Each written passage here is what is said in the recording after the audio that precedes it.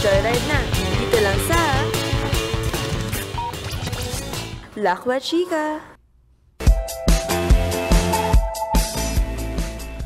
Good morning mga classmates. Sa naman Tuesday morning, ibig sabihin yan ay makakasama nyo ang inyong tropa sa Lakwatsa at Chikahan. Dito lang sa inyong weekly dose of travel and events.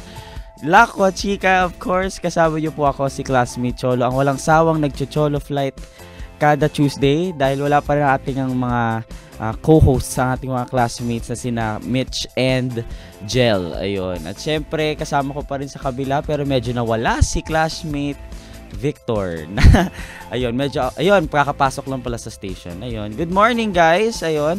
So, magsimula muna tayo bago sa Lakwatsa, no? Magsimula muna tayo sa news. Ayun. So, first and foremost, we would like to congratulate the boxer Donny Ahas Nietes for retaining his WBO light flyweight title by earning a 9th round knockout of Moises Fuentes at the Mall of Asia Arena in Pasay, Philippines. Ayun, congratulations kay Donny Ahas Nietes. Napanood ko yung laban na to. Ikaw, Victor, napanood mo? Ayun, maganda yung laban kasi sobrang lamang. Makikita mo yung lamang talaga ni Donny Ahas Nietes. On the 8th round, medyo pasuntok-suntok siya. Then, nahuhulog na medyo nagpo-fall na si Moises Fuentes. Until sa 9th round, isang straight right jab, ayun, bagsak. At panalo si Donny Ahas Nietes. Ayun. So, congratulations, Donny Ahas Nietes. Clap, clap, clap. Ayun. Okay, alright. And our next news, oil firm slash pump prices anew. Ayun. So, local oil companies cut pump prices amid bigger global fuel stockpiles and a stronger peso effective 12:01 a.m. Tuesday.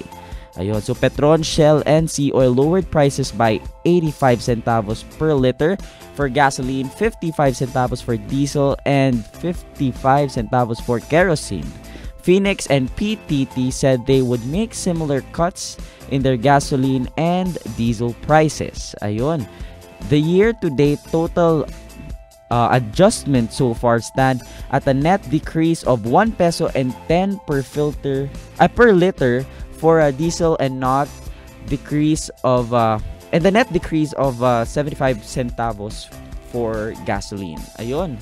So para sa ating mga may mga kotse, mga private owned car drivers, ayun, at sa mga public transportation drivers natin, good news sa atin dahil mababawasan ang ating gastos at mas madadagdagan ng kita ng ating mga public transportation drivers. So, another good vibes news for today. Now, let's go to some of the pork news. Ayun, Lacson names 5 more officials on pork barrel scam list. Ayun. So, yun pala yung dalawang news natin kanina ay brought to us by Inquirer.net. Ayun. So, former Senator Ping Lacson on Monday night named 5 more government officials allegedly implicated by businesswoman Janet Lim Napoles and whistleblower Ben Hurluy in the multi-billion peso pork barrel scam. Ayun. So, yung mga nakalagay dito, ayun. So, Lacson in a live interview on Bandila was asked to answer yes or no to questions made by the late night newscaster hosts. Ayun. Si Ces Drillo na tayo nagtanong neto and yun. So he replied yes when asked if the following officials are on the pork barrel scam list made by Napoles and Louie. Ayun, ito yung mga pangalan. Number 1 is Senator Miriam Defensor Santiago. Ayun. Medyo galit siya sa lahat ng nagpo-pork barrel pero nandito siya. So how ironic. Ayun. Budget Secretary and former Batanes Representative Florencio Butch Abad. Ayun. Senator Francis Chis Escudero, Senator Alan Peter Cayetano, and Senator Gregorio Gringo Honasan.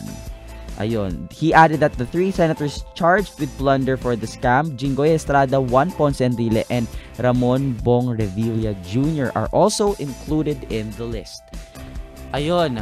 So nakaka-shock lang na isipin natin na si Miriam Defensor Santiago na bilang very vocal on the pork barrel scam and syempre sa galit niya kay Juan Ponce Enrile at sa iba pang mga senator na unang-unang na charge ng plunder dito sa case na to ay siya din pala ay kasali sa listahan ni Madam Janet Lynn Napoles at ni Ben Hurloy. So very shocking news. Ayun, I don't know where to put this, GV ba to or BV, but then at least alam natin no kung ano yung nakalagay sa listahan ni Janet Lynn Napoles.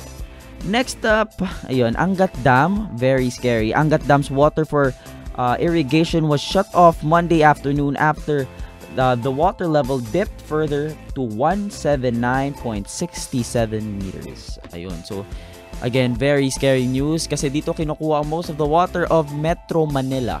So ayun, very scary dahil yun nga, sabi din sa atin 'di ba before na may possibility na magkakaroon ng El Nino dito sa Pilipinas. So it's, ewan ko kung, this is very BV news, very sad news since delikado pag naubusan tayo ng tubig dahil of course yung Angat Dam nga, it shut off water to farms. Okay, so syempre kailangan natin ng alagaan pa rin ang ating mga crops for the Filipino people. So very sad news. Sana ay matigil na tong init. Sobrang init. Yun lang talaga, sobrang init. Paglabas mo, alam mo talagang medyo nasusunog na yung balat mo. So, ingat-ingat, dala ulit ng sunscreen, dala ng payong kapag pwede namang magdala, syempre. Kasi, yun nga, delikado ng init. Baka ma-heat stroke or mahimatay. Ayun. Next, okay, eto na. Last of the news na lang tayo. Weather forecast, okay. Ang sabi dito sa GMA News, by 9 a.m., magiging 29 degrees Celsius. So, kanina 29 degrees Celsius daw. Okay, so punta tayo sa after ng program, 11 a.m. Chances of rain is 3% with a 7 km per hour wind speed and magiging 32 degrees Celsius pero it will feel like 36 degrees Celsius. Very hot. Punta tayo sa medyo hapon, mga 3 p.m. Ayan, 3 p.m. according to GMA News. 21% of rain, 77 kilometers per hour na wind speed, and 34 degrees Celsius siya, pero it will feel like 38 degrees Celsius. Ayun, so sabi ko nga sa inyo kanina, magdala kayo ng sunscreen at ng mga payong at tubig, yes, hydrate. Normal is 8 glasses of water, drink more than that dahil baka mahimatay kayo. Ayun guys, so that's the news for today. Ayun, for the week pala, for La Cuachica. Ayun, so more on heat, maraming good vibes na news at syempre, yun nga sa Angat Dam lang naman yung medyo sad natin. So, ayun, GB pa rin, good vibes all the way guys, dahil ang La Cuacha natin today ay syempre, hindi basta-basta dahil ito ay isa sa mga pinakasikat na lugar dito sa Pilipinas. At syempre, hindi lang naman ako mag-isa, lagi namang hindi ako mag-isa dahil kasama ko ay isa namang guest tour guide natin for our featured place for this week. So our featured place for this week is located at Mimaropa Region 4. Ayun. So hindi ko muna sasabihin yung capital niya kasi baka mahalata nyo na. Lies between West Philippine Sea and Sulu Sea and named after its largest island and known for its internationally acclaimed beauty. Capital is Puerto Princesa. Of course, our featured place for this week is Palawan. Yay! Okay, walang stinger. Bakit gano'n? Ayun, yay! Palawan! Alright! And of course, sabi ko nga hindi ako mag-isa dahil kasama ko ngayon dito sa station ay isang BS Tourism student. Ayun. So, kapwa ko tourism student dati dahil shift na ako. Yay!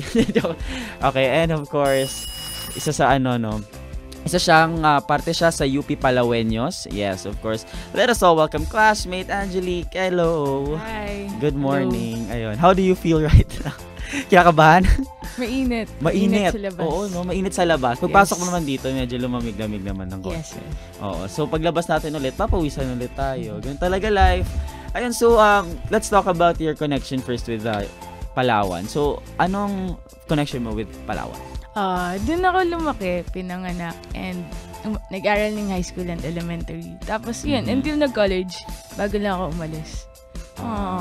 So, kamusta naman yung paglisan sa Palawan? Kailan ka ba umuwi doon? Like, tuwing sem break, saka summer. Pero ngayon nag-summer class ako. Kaya hindi pa ako makaka-uwi. So anong plano mong gawin pagbalik mo doon sa Palawan?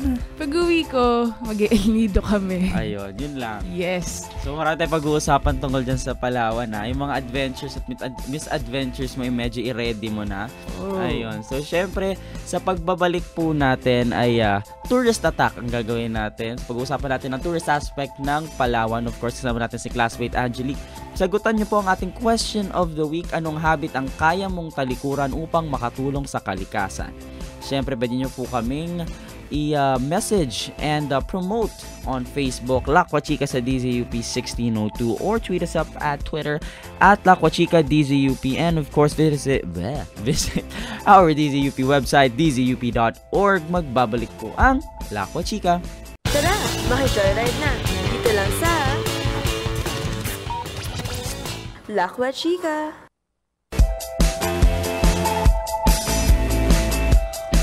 DZUP 1602 ay kasapi ng KBP, kapisanan ng mga broadcaster ng Pilipinas. Sa DZUP 1602, kasali ka sa Lakwa Chika, kachiks ka pa. And now we are back here sa Lakwa Chika. Kasama niyo pa rin ako, si classmate Cholo. At syempre, nandito pa rin sa station at sasamahan tayo sa paglakwatsa sa Palawan, si classmate Angelique. Ayun. Hi. Ang wala ka bang palayaw, nickname? Jik. Jik. Ayun, okay. So, Jik ang tatawagin natin siya. Classmate Jik, handa ka na ba sa mga tanong natin? Yes. Ayun. But before that, wait lang Mag-greet muna ako. Hi, classmate Jonas, na nandito ulit at bumibisita ulit sa amin. Wala atang sawa sa pagsuporta dito sa aming programa. Bakit kaya? Crush mo ako, no? Halata eh. Ayun. So, ayun. Classmate Jik, simulan na natin ang ating kwentuhan with saan matatagpuan ng Palawan? Other than nasa siya, Mimaropa siya. Like, Karatig Bayan. Ano ba yung Karatig? Medyo isolated kasi kung titignan mo sa map, yun lang yung place dun sa left ng Philippines. Left, diba? Oo, pero di ba meron siyang issue na dapat sa Visayas siya kasi it's aligned with Visayas. But then, bakit sa Luzon siya? Hindi ko alam yung reason, pero ang alam ko, kasi yung Mimaropa, parang magkakapareho sila ng lifestyle, ng agriculture, pati ng way of living. Like, kagaya nung iba, mga islands din sila, tapos they thrive on agriculture and fishing.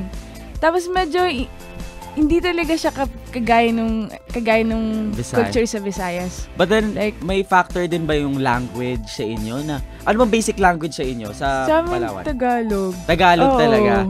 So, syempre, hindi natin siya mako-compare nga talaga sa Visayas. Kasi, kung titingnan natin, ang Visayas, very mixed ang language nila. They have Hiligaynon, they have Bisaya, mixed.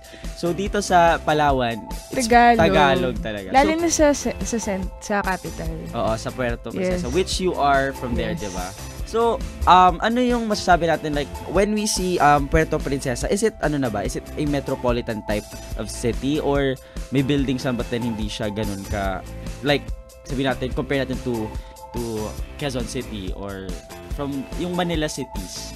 Sobrang layo niya pa. Pero I'd like to think na developing na siya. Pero siguro it will take 10 years to be like a metro talaga. So, medyo matagal pa. Matagal nga. But then, Puerto Princesa is already a city. Yes. Ayun. Congratulations. Medyo matagal na ba? Mga 2006, 2007, 2008. So bago-bago lang din pala. Yes. I know. Mga lately lang siya naging highly urbanized. Pero matagal na siyang city. Alright. Well, being a city, diba, ang big factor din is land, area, and population. Ayun. Na napag-aaralan natin sa tourism. Next naman. Nagagamit natin, Okay, so ayun. Kilala ang Palawan sa ilang mga sikat na pasyalang dinadayo ng mga tao. So, magbigay ka muna ng mga famous places dito sa Palawan na pwedeng puntahan ng ating mga classmates. El Nido, the best. Sobrang ganda. Tapos, El Nido is known for beaches. Its beaches. And islands. Okay. And tapos yung underground river, yung Seven Wonder. Ano pa ba? Coron. Ano mga napuntahan mo? Yung mga napuntahan ko. Yung mga napuntahan mo I've been to El Nido, underground river lots of times. Tapos, yung mga nasa city lang din namin. But then, magandang question to. Ako, talagang pinuri ko yung question ko. Being somebody from Palawan, hindi ka ba nagsasawa na pumunta dun sa, like, sabihin natin na Seven Wonders of the world, of nature. Ayun. Diba? Basta yun. Okay, nasa 7 Wonders of Nature siya. Then, for me, na hindi pa ako nakapunta ever sa Palawan, it would be an honor, a privilege to actually go there and visit it. But then for somebody from Palawan, hindi ba kayo nagsasawa? Hindi nakakasawa. Actually, I've been there 7 times na. 7 times? Yes. Wow! Kung talagang mahalin mo ba naman ng Pilipinas? Tapos, every time na pumapasok ako dun sa cave, parang goosebumps pa rin. Kasi parang, hindi mawawala yung wonder. Kasi every time na pumapasok ka, parang wow, sobrang ganda. Parang, kahit paulit-ulit yung nakikita, ganun pa rin yung feeling eh. Parang first time mo pumasok. Ano nga tawag dyan sa ano? So like, may tawag dyan sa cave, spelunking. Spelunking. Oo. Hindi siya necessarily spelunking kasi yung spelunking maglalakad ka. Oo, maglalakad ka. Pero yung naka-boat ka kasi river nga siya. Saka malalim yung river sobrang lalim. So, pero maraming nagda-dive, scuba diving. No, because it's so dark doon sa loob ng sa cave. baba. So, wala silang mga ano. So, pagpasok mo doon, okay. So, pagsama mo natin na experience doon Okay. Pagsakay mo ng boat, may port tagagaling ka. Yeah. Maliit lang na port, tapos maliit lang na boats, mga 10 to 12 people. Okay. Tapos, they'll give you a light. Okay. Flashlight. Helmet. Torchlight. Sobrang lakas na. Kasi yun lang yung magiging guide nyo. Okay. Pagpasok mo kasi doon, total darkness. Nako. Tapos, ituturo lang ng tour guide kung saan mo dapat iharap yung light na hawak mo. Then, he'll describe what you're gonna see, ganun. Paano kaya nila nalalaman nyo kung madilim, no? Tapos nakaganon ka lang sa Yun nga yung amazing. Kasi kahit hindi nila alam, parang sabihin, turn left, sige left pa. But then, alam sino na yung nila. mag-roast? Kayo? Siya rin. Siya din ang mag-roast? yung tour guide din.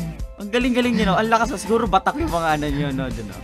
Okay, so pag-usapan naman natin, paano pumunta muna from Palawan, galing dito sa Manila? Are there many ways to go there? Actually, dalawa lang. You can ride a plane or you can ride a ship. Pero yung usual na ginagamit ng mga tao, plane, kasi mabilis, saka almost the same price lang din kung sasakay ka ng barko. But then, ang Puerto Princesa is sa gitna siya nasa center siya ng Palawan. Yes. So malayo siya sa mga dampa, sa mga sea, sa water, ganun. Actually, yung Palawan, yung Puerto Princesa, situated siya sa bay.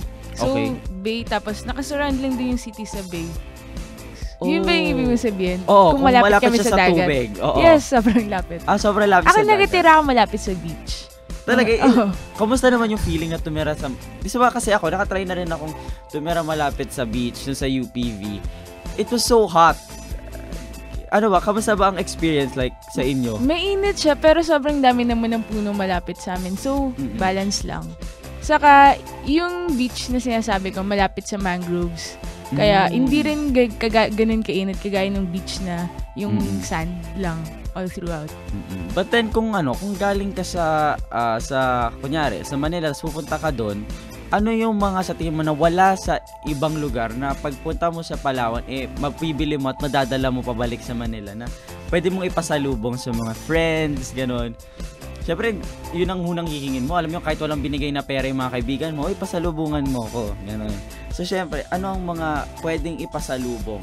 Pag may nangihingi sa akin ng pasalubong, hindi ko alam yung dadalhin ko kasi hindi ko talaga maisip kasi parang halos lahat naman ng pasalubong na makukuha mo sa ibang lugar.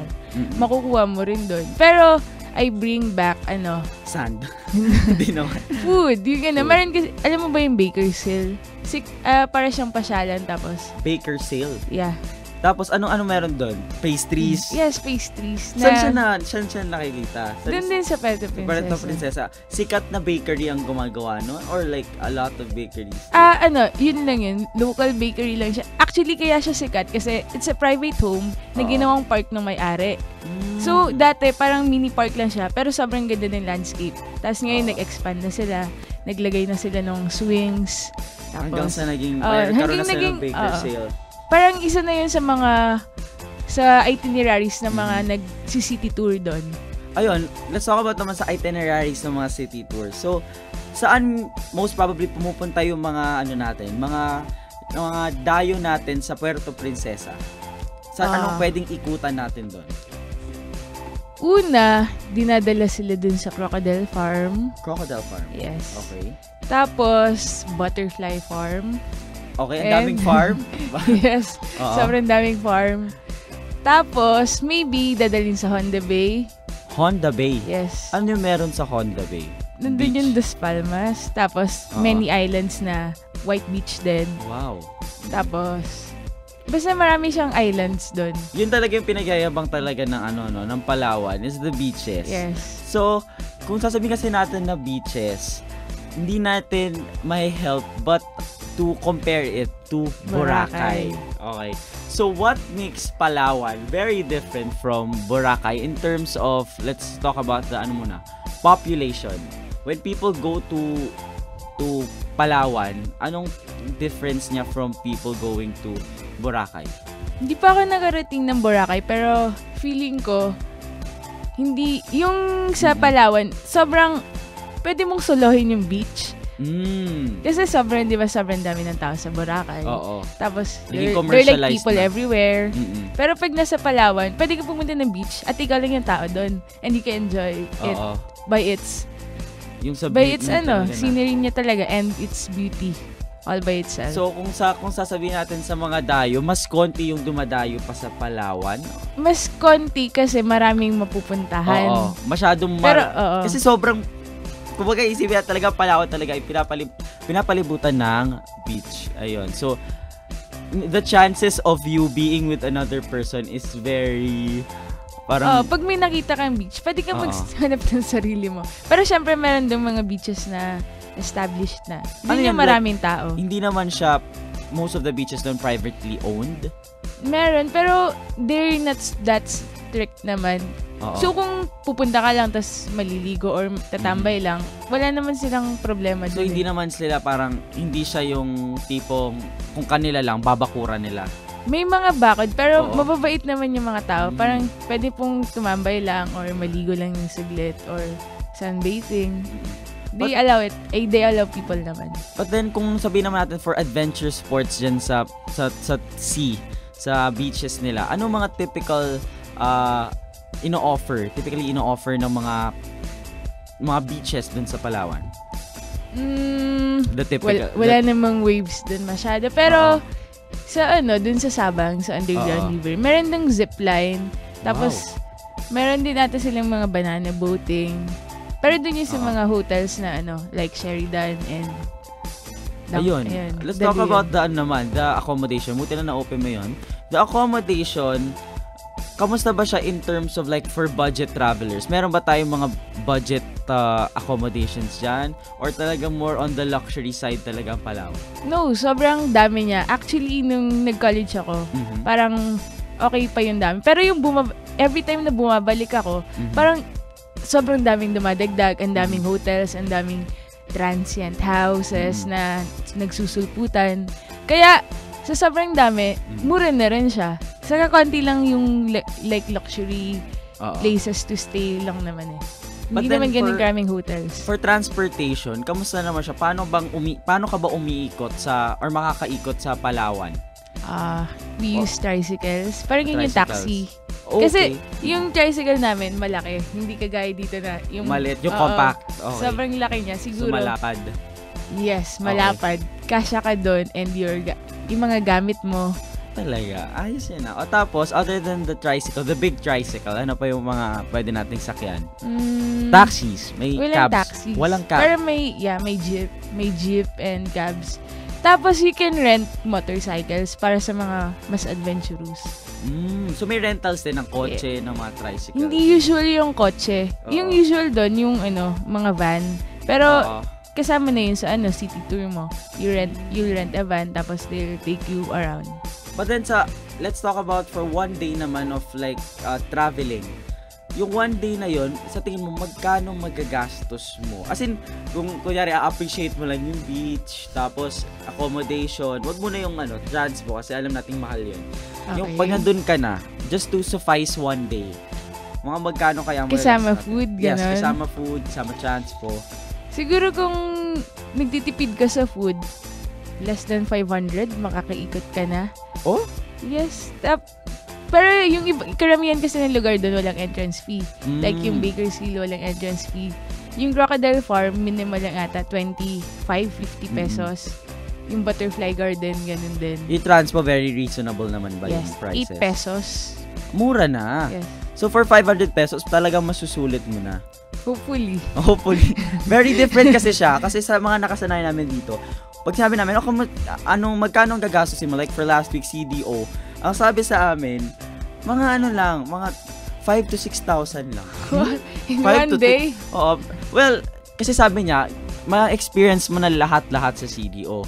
But then, for 500, sa tingin mo, sulit na yung experience for Palawan. Sulit siya kung magsa-sightseeing ka lang. Oo. But then, if you want to experience a lot of the sports, you have to spend more. Spend more. Kasi malayo yung mga, like yung underground, malayo siya sa city, mga 2 hours away.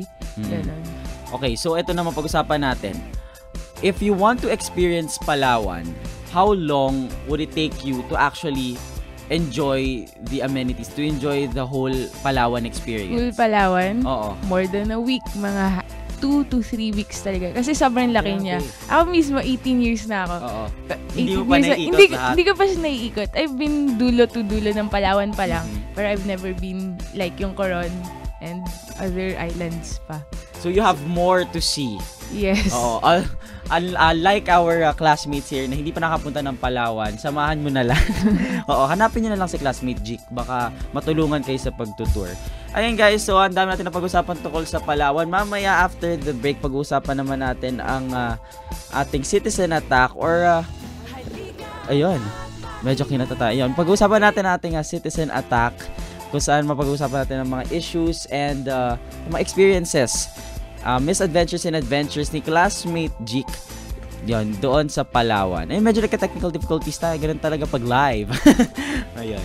So, ayun classmates, so huwag natin kalimutan na sagutan natin question of the week. Anong habit ang kaya mong talikuran upang makatulong sa kalikasan? Sagutan mo to mamaya, classmate Jika.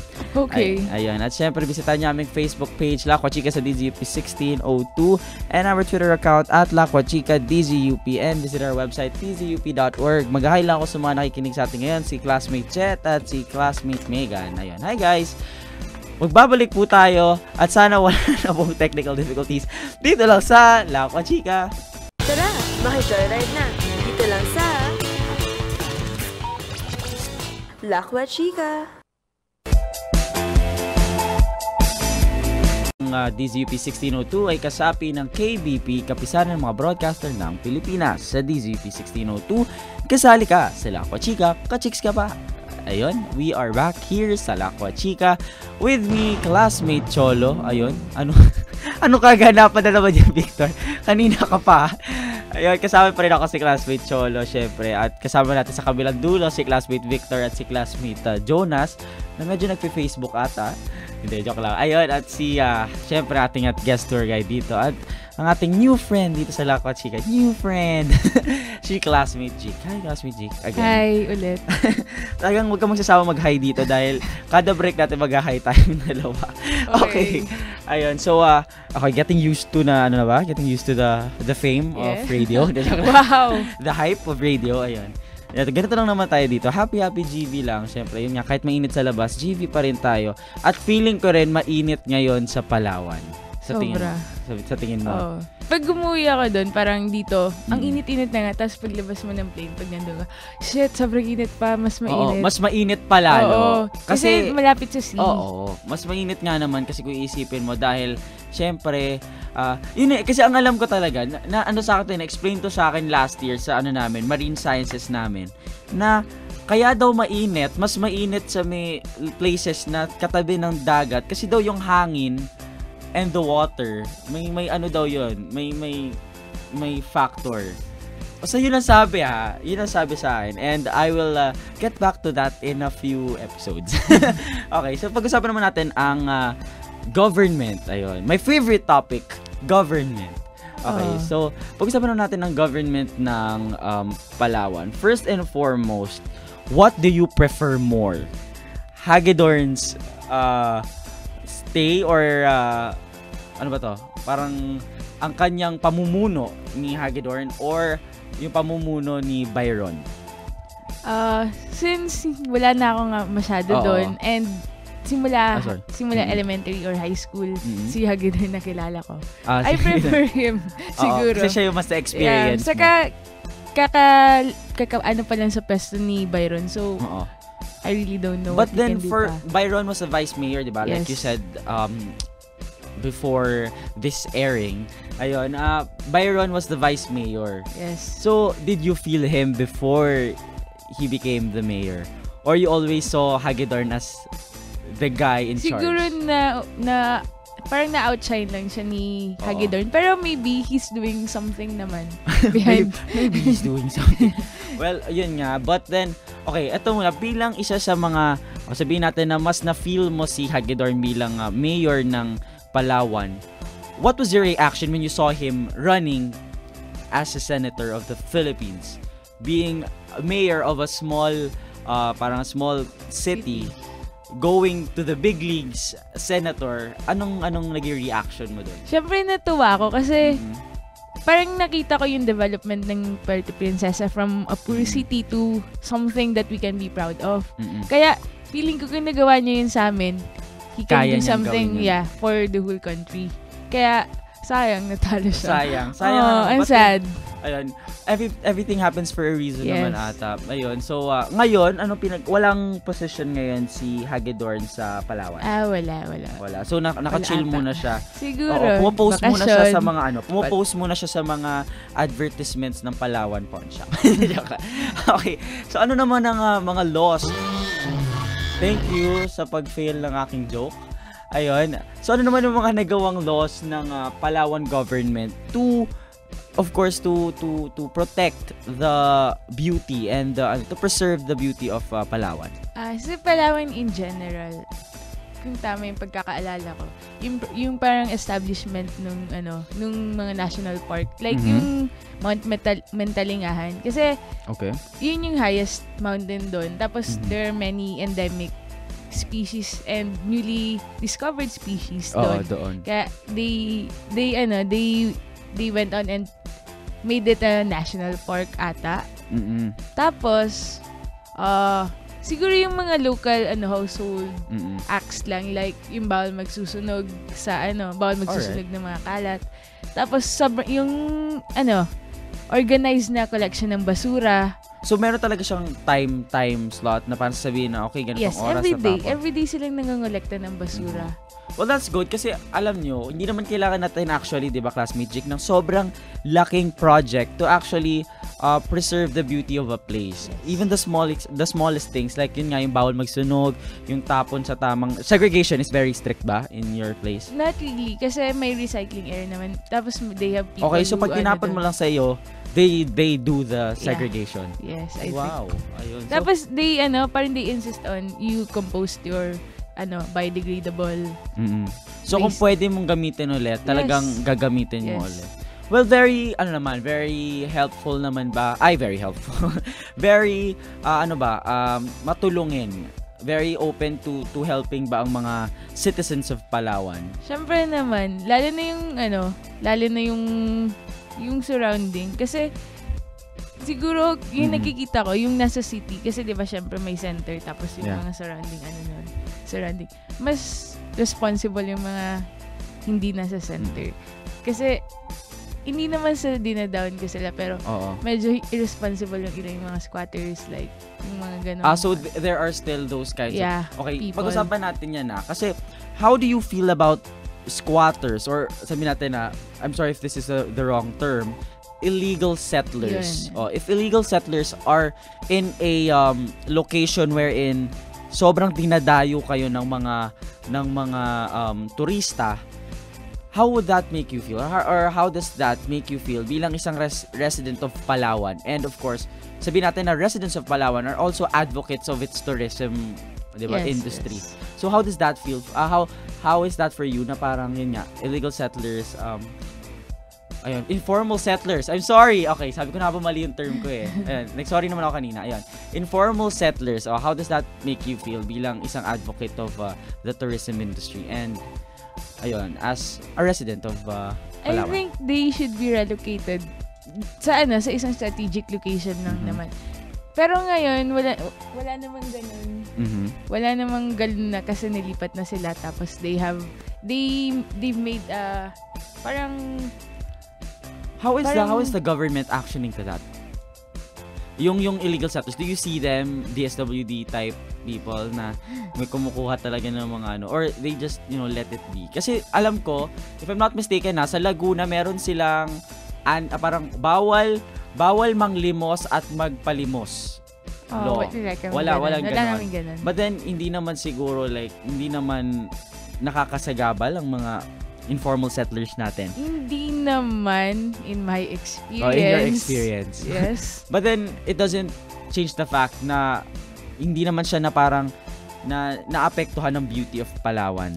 Yun nga, yung sinabi ka nga, nilipat na nila sa lugar na they can still go to their work. Pero, hindi doon, kasi doon sila nakatira malapit sa dagat. Kaya, parang nilayo lang nila sa dagat. Lang sila. Oo. Kasi, ang daming kalat. Well, actually, at least, nagumagalaw ang ating gobyerno. Ating favorite topic talaga. Ako talaga yung favorite topic ko. Ayun, at least, namumove ng government, nagagawa ng paraan. Dahil syempre, iba pa rin naman yung beauty of Palawan kung may diba? Kung meron tayong organization from the people. Yes. Okay, last question before we go to the question of the week next. Describe Palawan in one word. One word lang Okay, siguro paradise. Haba naman. Di joke lang. Paradise. Okay, paradise. Bakit paradise? Kasi every time na pumupunta ako doon, parang kagaya nun sa Andigo. Parang wow pa rin. Kahit ilang beses na akong bumabalik doon, ganun pa rin yung feeling. Like, parang, fresh air. Trees. Even if you're there, even if you're from there, yeah, every ganun time, pa rin. Pag gumigising ako sa umaga, fresh air na naman. Trees. Ayun. Talking about fresh air, ayun, nasa Mamaya na ako mag-news sa segue sa news. Ayun.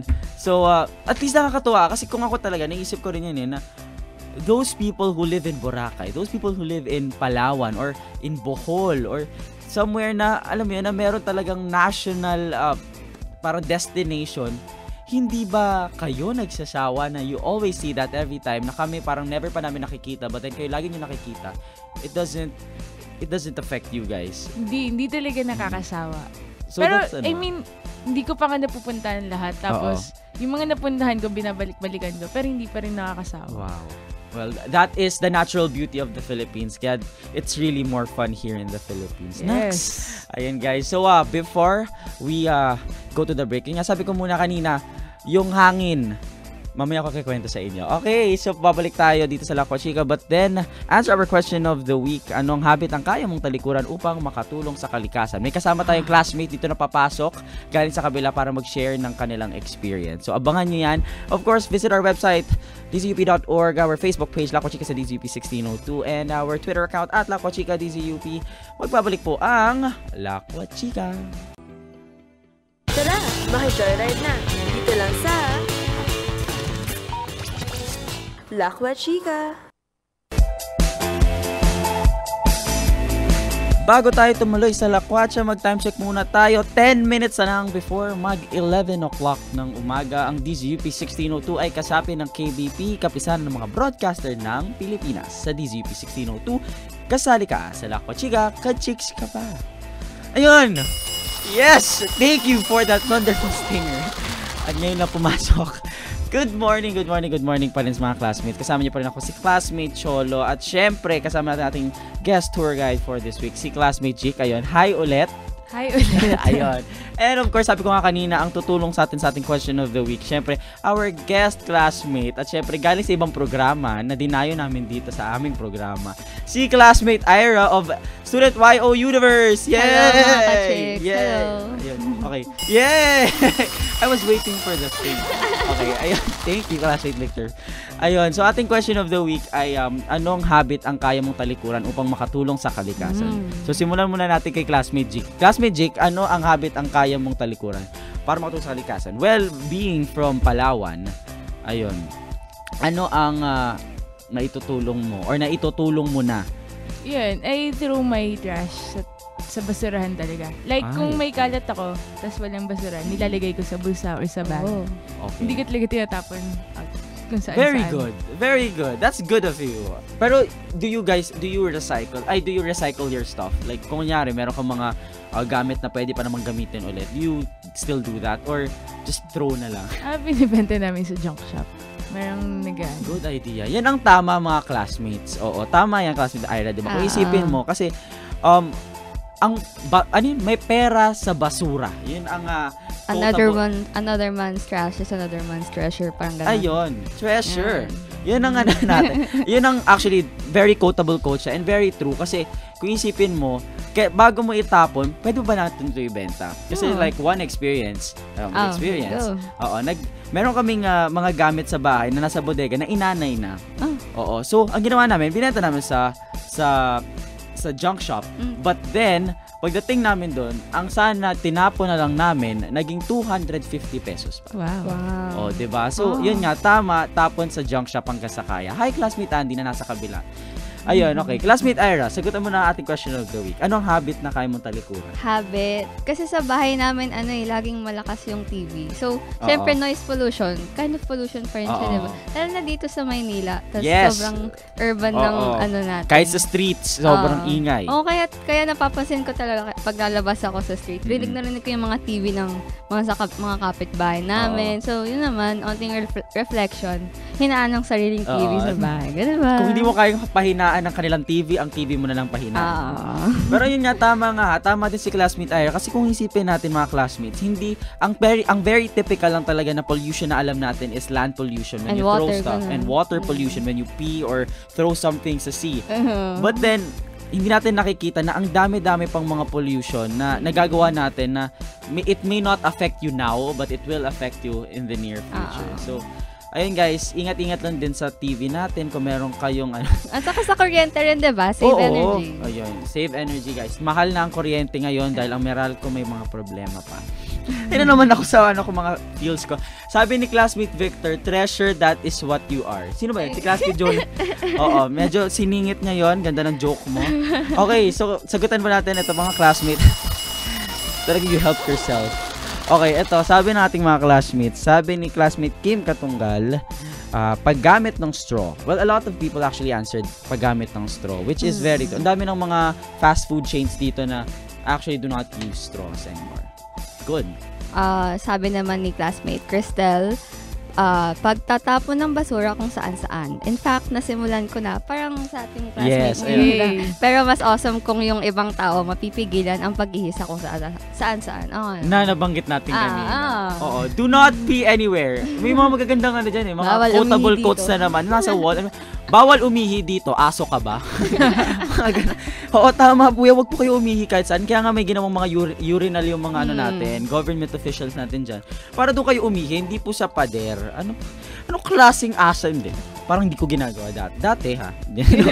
Talagang inano ko pa sarili ko. Ayun, sabi ni classmate Dwight, not a habit, pero when there are certain occasions, pwede ko namang i-avoid ng paggamit ng styro. Tama. Oo. Well, actually, mahirap siyang gawin pa ngayon. Kasi, sa dami ng mga gumagamit pa ng styro. Mga take-out. Oo, take-out chains, mga ganon. So, sobrang hirap pa. But then, at least, nag-i-improve na kasi may mga paper paper type. straw, nagkaka-paper straws na. So, very good. Very good, guys. Okay. Last na, kay classmate Ira, do the honors. Sabi ni classmate Jelina Bon, ang pagbili ng mga bagay na in disposable containers, mas maganda kung magdala ng sariling cups or baonan. Well, classmate Jel is very environment friendly. So, yun, typical yun, magdala kayo ng mga pwedeng gamitin. Yung mga galing na lang sa inyo kaysa na humingi pa kayo ng mga plastic, whatever. Oo nga, magdala ng mugs kung kaya, kahit sa mga coffee shop. True. Yun. So, classmate Ira, thank you for helping me with the question of the week. Happy to be here. Ayun. Binigla ka. Binigla kita. Okay, so may gusto ka bang i-greet? Anybody? Mga high school friends ko dyan. Okay, nakikinig sila sa SU team. Oh yeah, SU team, hello. Shoutout sa aming ex-EP, si Jonah. Ex, narinig mo yun. Babay na. Okay, so classmate Jake, thank you very much for being here, for sharing your knowledge sa Palawan. Ayun, thank you. Do you have anybody to greet? Boyfriend? Wow. Hi sa lahat. Ng boyfriend mo. Okay, so thank you again for coming here. Ayun guys, if you want to read all of our answers dito sa ating question of the week, and if you guys want to share any more of your ideas, suggestions, comments, dito nyo lang po yan i-post sa aming Facebook page Lakwa Chica sa DZUP 1602, and you can tweet us up at Lakwa Chica DZUP. Visit our website dzup.org, and of course, stay tuned next week for more Lakwacha and Chikahan, of course, with your tropa dito sa Lakwa Chica. Syempre, Cholo flight pa rin nata ako next week, at sana ay may makasama naman na ako. Oh, ang lonely mag-isa. Hindi, okay lang. Kasama ko naman si classmate Victor. Wala. Biniti niya sarili niya. Guys, ang programang ito ay hatid sa inyo ng DZUP Radio Circle, the only org that goes on air. Ayun. So, ito ay hatid sa inyo ng DZUP Radio Circle. At syempre, dito lang yan sa boses ng estudyante strip, 10 to 11 a.m. Sa himpi lang ito. Bukas po, makakasama niyo ang samang bidang-bida. Kasama syempre either si Dwight na or si John, classmate John. Oo. Yun ang yun ang sabi sa akin last week. Sila daw ang pupunta dito sa sa mga bidang-bida. At syempre, ang susunod na programa ay Talatugtugan kasama si classmate Jeds. Ayun. Thank you guys for coming here. Thank you for coming here. Ayun, kayo. Thank you guys for listening. Oo, thank you. And thank you guys for listening sa pagsama sa akin dito for 1 hour of non-stop talking. Ayun, syempre. At before we go, meron tayong quotable quote. This is our quote of the week. Okay to. From Helen Hayes, when traveling with someone, take large dose of patience and tolerance with your morning coffee. Tama yun. Again, when traveling with someone, take large doses of patience and tolerance with your morning coffee. That is by Helen Hayes. Ayun guys, thank you for joining us here sa Lakwa Chica. Magbabalik po kami next week. Ako po si classmate Cholo. Bye-bye! Tara, maki-joyride na. Dito lang sa Lakwa Chica.